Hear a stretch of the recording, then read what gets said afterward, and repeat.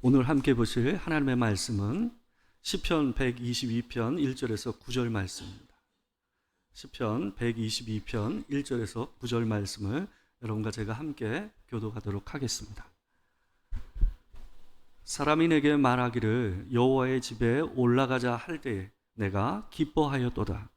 예루살렘아 우리 발이 내 성문 안에 섰도다. 예루살렘아 너는 잘 짜여진 성읍과 같이 건설되었도다. 지파들 곧 여호와의 지파들이 여호와의 이름에 감사하려고 이스라엘 전례대로 그리로 올라가는도다. 거기에 심판의 보좌를 두셨으니 곧 다윗의 집의 보좌로다. 예루살렘을 위하여 평안을 구하라. 예루살렘을 사랑하는 자는 형통하리로다.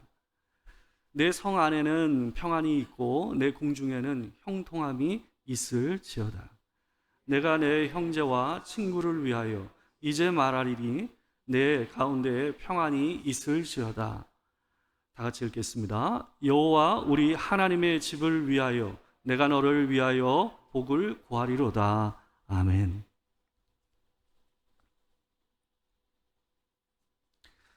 오늘은 시편 122편 1절에서 9절 말씀을 가지고 우리 발이 내 성문 안에 섰도다 라는 제목으로 하나님의 말씀을 전하도록 하겠습니다.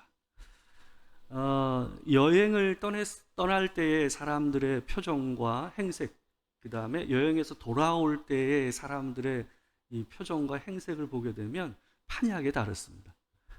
그 공항에 가게 보게 되면 이 출국하기 위해서 대기하는 사람들을 보게 되면 이 되게 화려합니다. 옷들도 그렇고 표정도 그렇고 약간 들떠 있다라는 게 느껴져요. 많은 사람들이 앉아 있기보다는 캐리어를 이렇게 잡고 이렇게 서 있는 모습들을 보기가 쉬워요.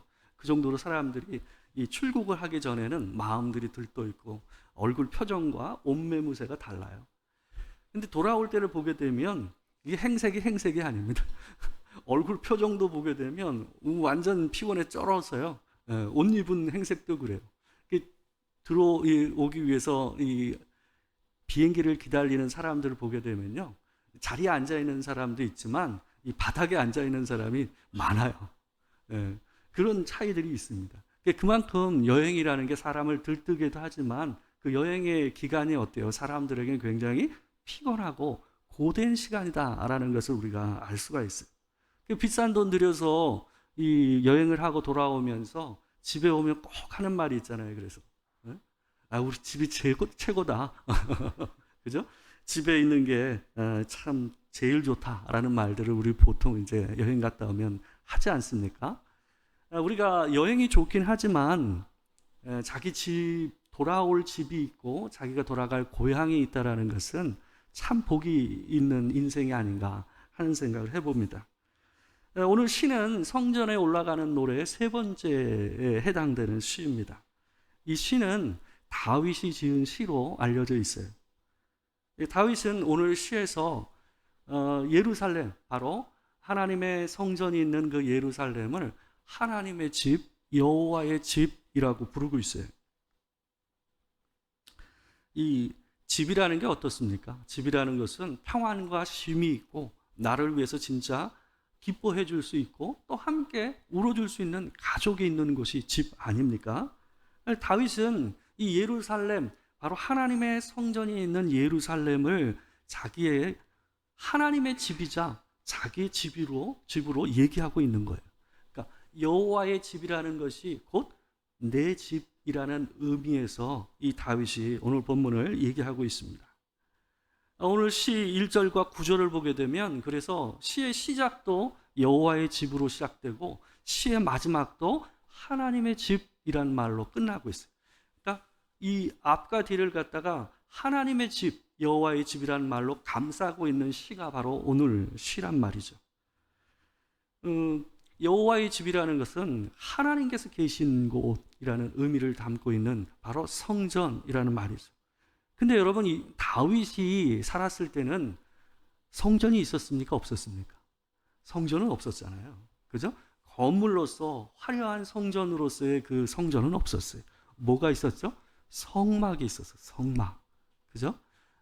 그걸 바라보고 다윗은 이 얘기를 하고 있는 거예요.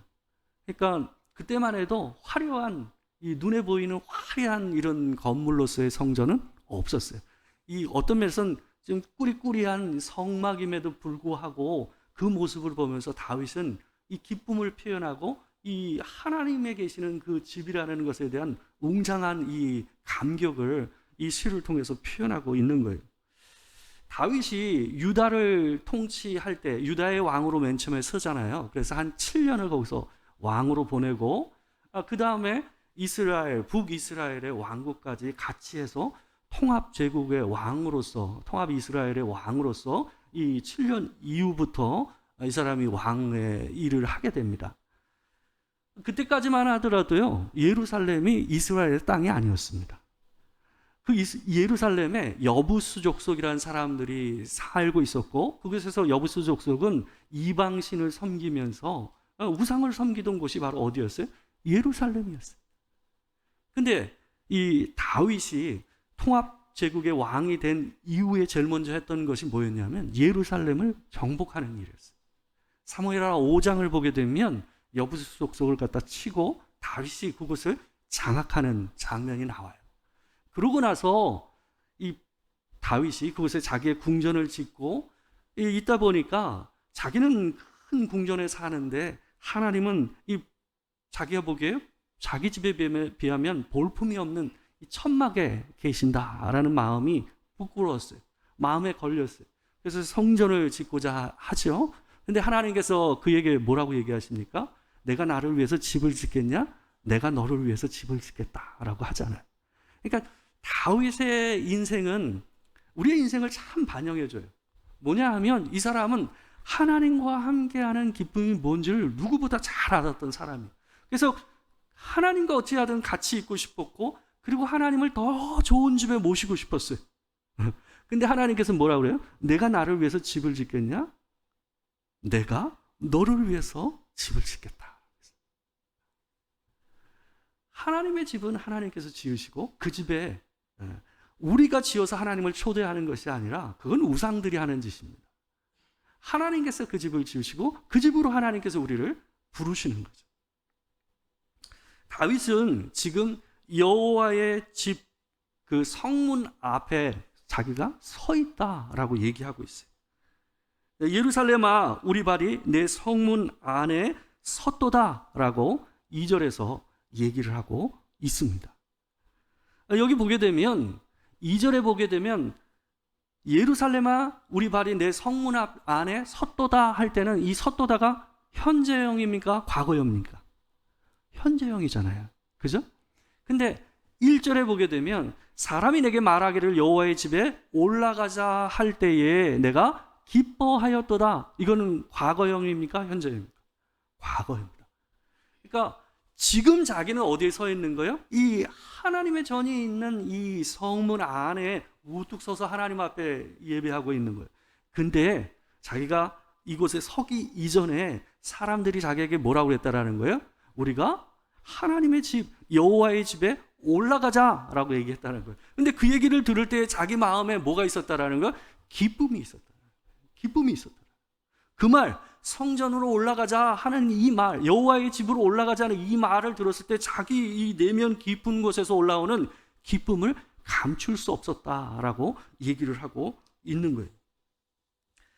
이 자기가 좋아하는 일을 하게 되면 사람이요, 그런 말을 할 때는 표정이 바뀝니다. 자기가 진짜 좋아하는 것을 할 때와 이 자기가 싫어하는 일을 할 때의 발걸음은 어때요? 속도가 달라요. 가는 걸음이 달라요. 한 목사님이 그런 얘기를 하더라고요. 새벽에 갑자기 자기 미국에 있는 지인이 전화가 온 거예요. 새벽에 전화 오면 겁나잖아요. 뭐 무슨 부고라도 있는지 무슨 큰일이 있는가 싶어가지고 잠결에 급하게 받았다라는 거예요. 근데 이 전화 오신 이 성도분이 자기한테 뭐라고 그러냐면, 목사님 저 홀인원 했어요. 이 사람은 그만큼 이 골프를 좋아하는 사람이에요.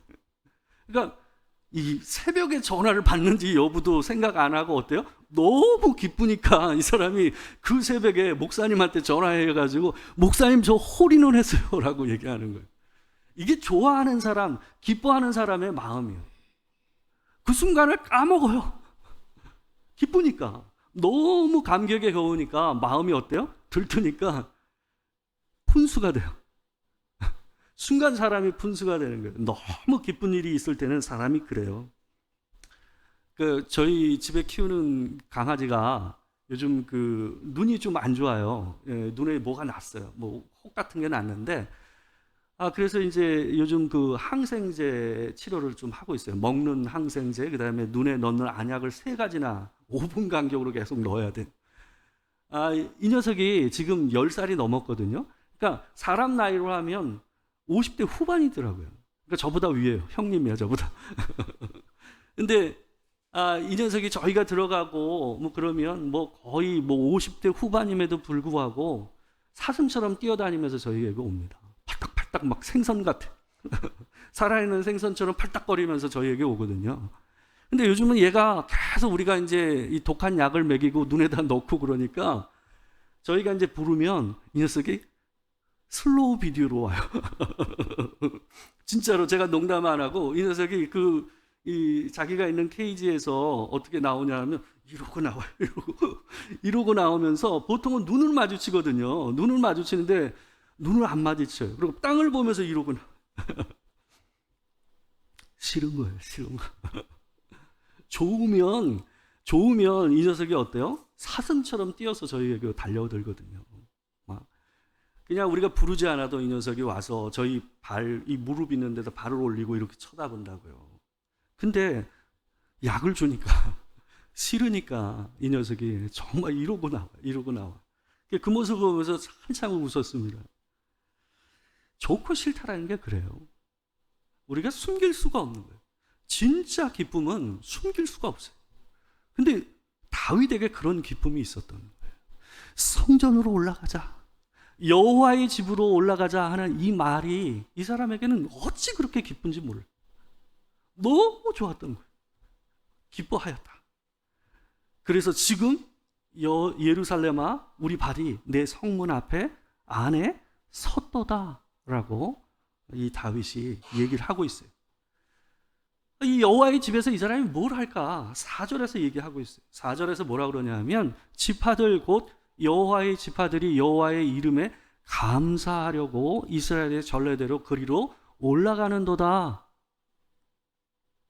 거기서 뭘 하는 거예요? 여호와의 집에 올라가서 여호와의 이름에 감사하려고 어디로? 그리로 올라가는도다. 이 NIV 성경과 이 세번역을 보게 되면 감사하려고라는 이 말을 찬양하려고라고 번역하고 있어요.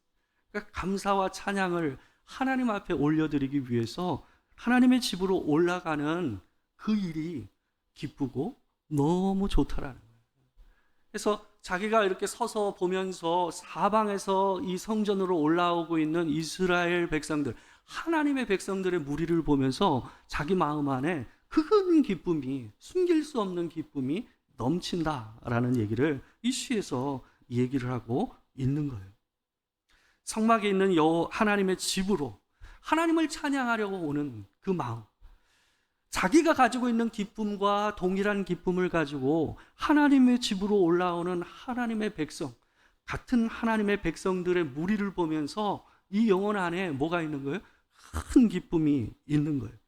서로 같은 것을 기뻐하면서 서로 같은 것을 좋아하면서 어느 길로 함께 올라가고 있는 모습, 기쁨이 배가 되죠.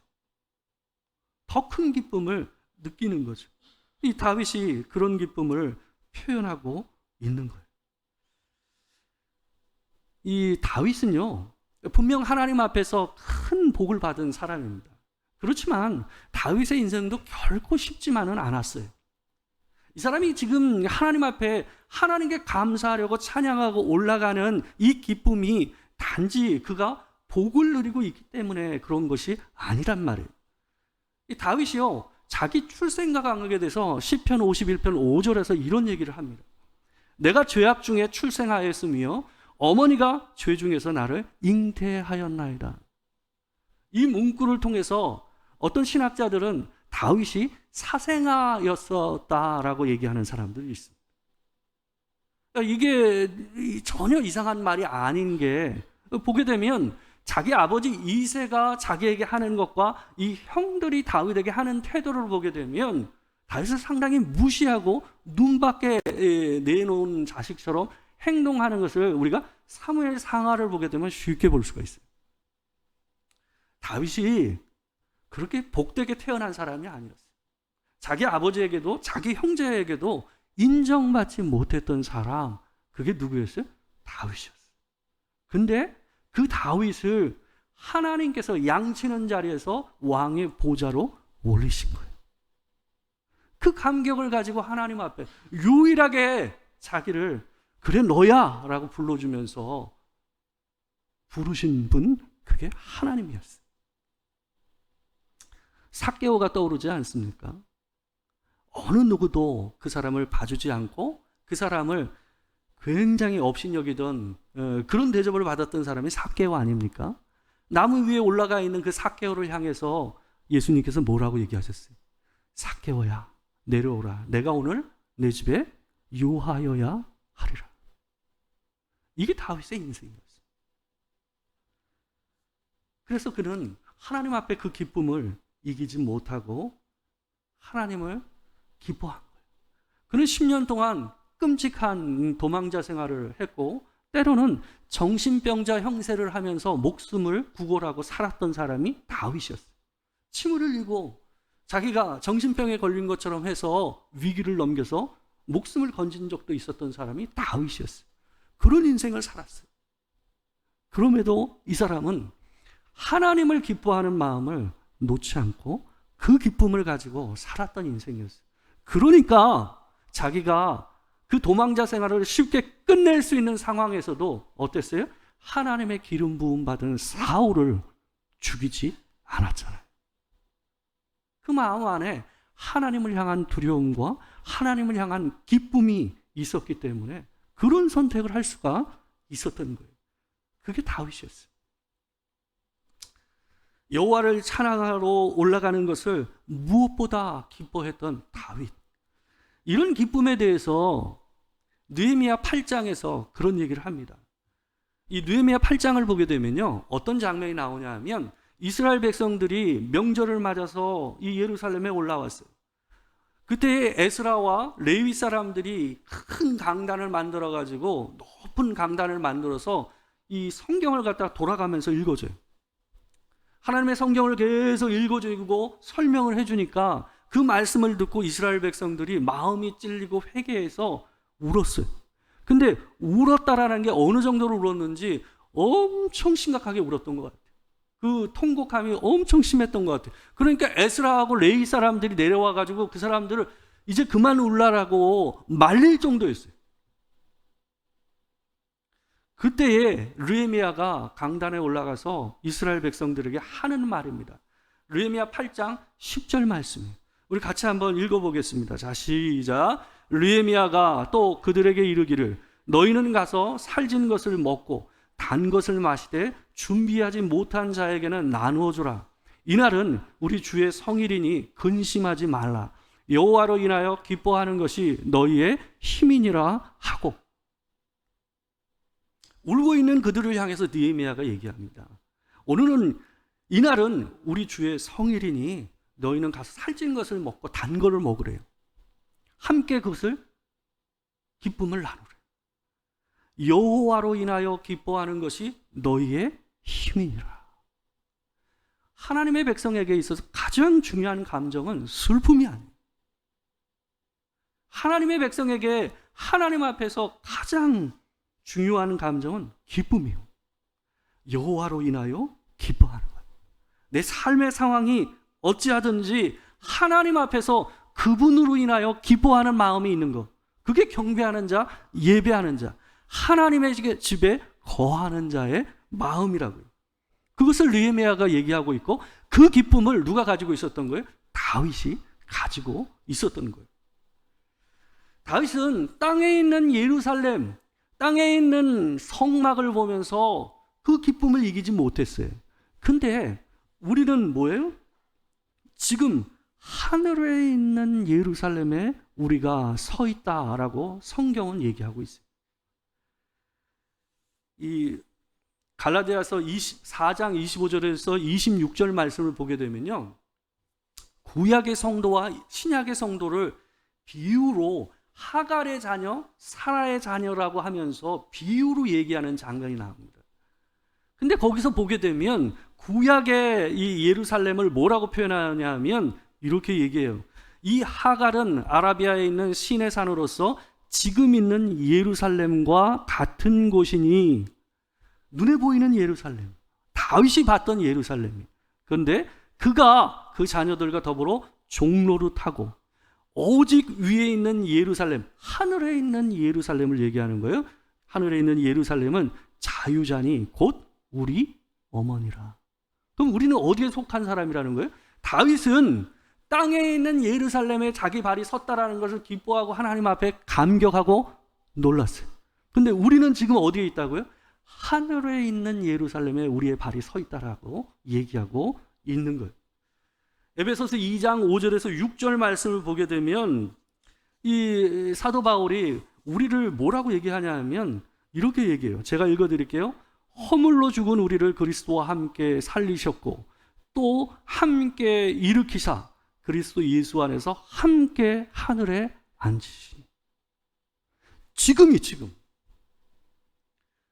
그리스도와 함께 우리를 살리셨고 그리스도와 함께 하늘에 우리를 앉히셨다라고 얘기했어요. 거기 어디예요? 아까 갈라디아서 얘기하는 위에 있는 예루살렘, 하늘에 있는 예루살렘, 하나님의 교회 안에 우리를 앉히셨다라고 얘기하고 있는 겁니다.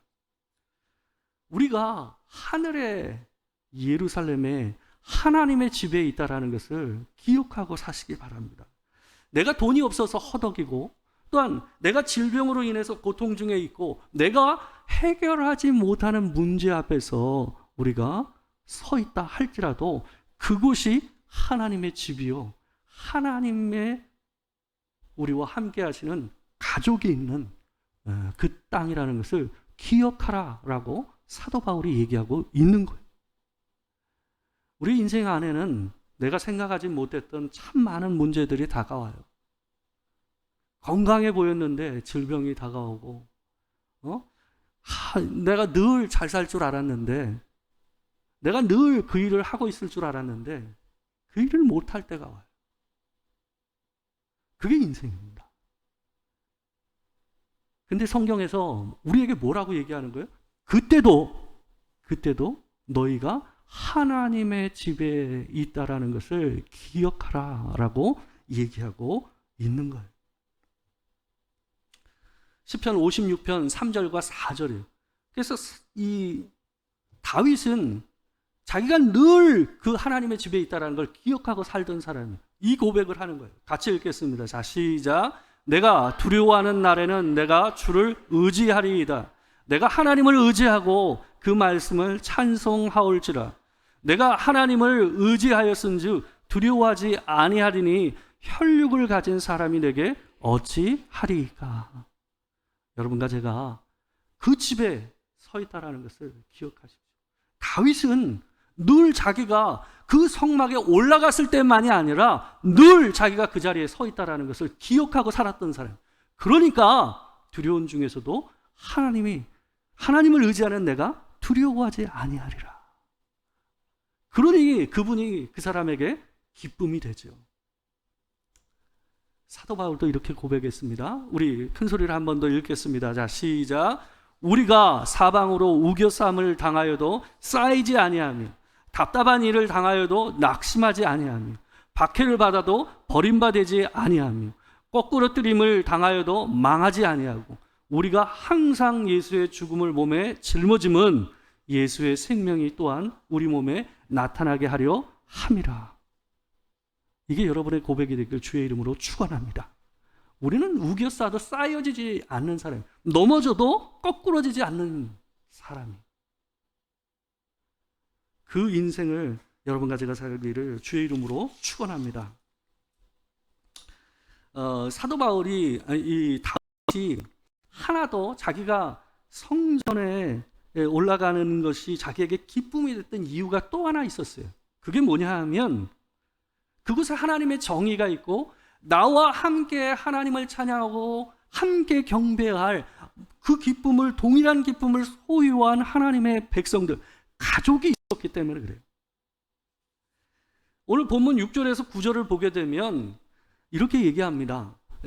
다윗이 그 올라오는 성전으로 올라오는, 성막으로 올라오는 백성들을 보면서 이렇게 선언하는 거예요. 예루살렘을 위하여 평안을 구하라. 예루살렘을 사랑하는 자는 형통하리로다.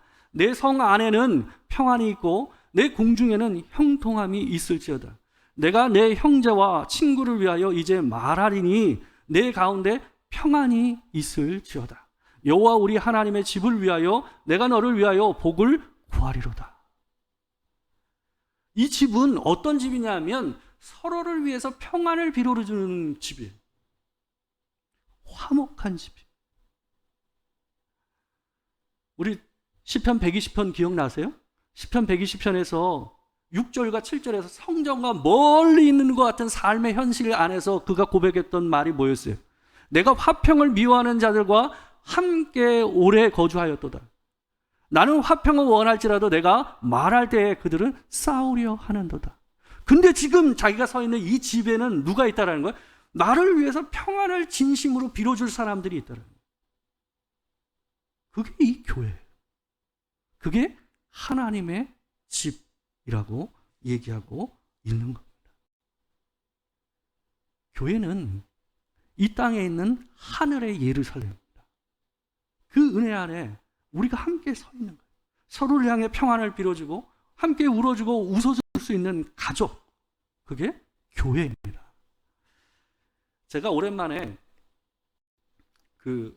돈봉투 보여드려가지고 제가 페이스북에서 제가 존경하는 그 선교사님 한 분 글을 보게 됐어요. 우연히 이제 저희 글을 페북에다 올리다가 보게 됐는데 이분이 아주 선교사님으로 존경을 많이 받는 꽤 유명하신, 이름만 들어도 아마 아실 만한 분입니다. 꽤 유명한 분인데 사랑의 교회에서 선교 대회가 있어가지고 자기가 섬겼던 인도네시아 청년들과 더불어서 아마 그 선교 대회에 참석을 하셨나 봐요. 점심 때 이제 중식당에서 함께 식사를 했는데 생각지 않게 이 친구들이 너무 잘 먹어가지고, 인도네시아 사람들이 많이 안 먹거든요. 소식이에요. 근데 생각보다 많이 잘 먹어서 부족해 보였던 것 같아요. 근데 사람이 많아가지고 더 시켜주질 못했대요. 그래가지고 나와가지고 좀 이 편의점에서 초코파이하고 음료수를 사가지고 이 사람에게 이제 로비 같은데 아마 앉아가지고 함께 나눠 먹으면서 교제를 하고 있었던 것 같아요. 근데 자기 앞쪽으로 어떤 한 선교사님이 한 분이 지나갔다라는 거예요. 근데 그분이 그 모습을 유심히 보고 지나가더래요. 근데 문 앞에서 이 사람이 기다리고 있다가 이 돈이 들어있는 봉투를 갖다가 자기에게 주더라는 거예요. 아마도 이 선교사님 추측에는 자기들이 식사할 돈이 없어가지고 식사를 제대로 못하고 초코파이로 이 점심을 때우고 있다라고 아마 생각한 것 같아요. 그래서 이 봉투를 갖다 내민 거예요. 근데 선교사님 생각에는 이게 자기 돈은 아닌 것 같고 아마 누군가가 그 사람에게 준 돈인 것 같아 보였대요. 자기는 그냥 생각에 작은 돈인 줄 알고 예, 고맙습니다 하고 받았대요. 근데 나중에 이제 끝나고 나서 열어보니까 생각보다 돈이 많았던 거예요. 깜짝 놀라서 이분을 어떻게 찾고자 했는데 이분이 팔레스타인 선교사였대요. 안면도 없어요. 잘 알지도 못하는 사람. 적지 않은 돈이잖아요. 처음 본 사람. 자기가 받은 돈을, 분명히 그 사람도 돈이 없었을 텐데 저 사람에게 더 필요하겠구나 하는 생각이 들어서 그 봉투를 열어보지도 않고 아마 이 선교사님한테 전달한 것 같아요. 이런 모임이 어디 있습니까? 세상에 없는 모임이에요.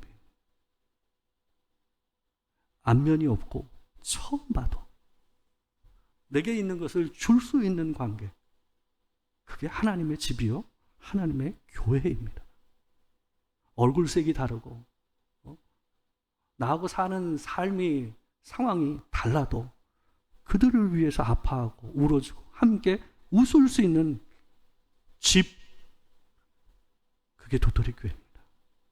여러분이 그 집에 있는 줄 주의 이름으로 믿고 또 그 집에 늘 거하시는 여러분과 제가 되게 주의 이름으로 축원합니다. 우리 함께 기도하겠습니다. 사랑하는 주님, 교회가 하나님의 집이요, 주께서 그 집으로 우리를 부르셨음을 확인하며 오늘 또 하나님 앞에 찬양하며 감사합니다. 하나님, 이런 가족이 어디 있겠습니까? 피 하나 섞이지 않았고 뭐 하나 같은 게 없는 사람들임에도 불구하고 서로가 안고 있는 아픔과 갈등과 괴로움들을 공유하고 때로는 그들의 기쁨을 보며 내 기쁨처럼 참 감사하고 함께 기뻐해주고 웃어줄 수 있는 사람이 있는 곳, 이것이 주의 교회인 줄 믿습니다. 하나님, 고되고 힘든 삶, 때로는 이것도 없고 저것도 없고 이런 문제 저런 문제가 내 삶을 우겨싸도 하나님께서 그 집의 가장이 되시고 하나님께서 내게 이 가족을 붙여주셨사오니 하나님, 이 삶을 넉넉히 이겨나갈 수 있도록 주님 도와 주시옵소서. 지금 우리 주 예수 그리스도의 은혜와 아버지 하나님의 크신 사랑과 성령의 교통하심, 진정 하나님의 집에 거하며 내가 하나님 집에 서 있다라고 고백하는 주의 종들 가운데 지금부터 영원토록 함께 하시기를 축원하옵나이다. 아멘.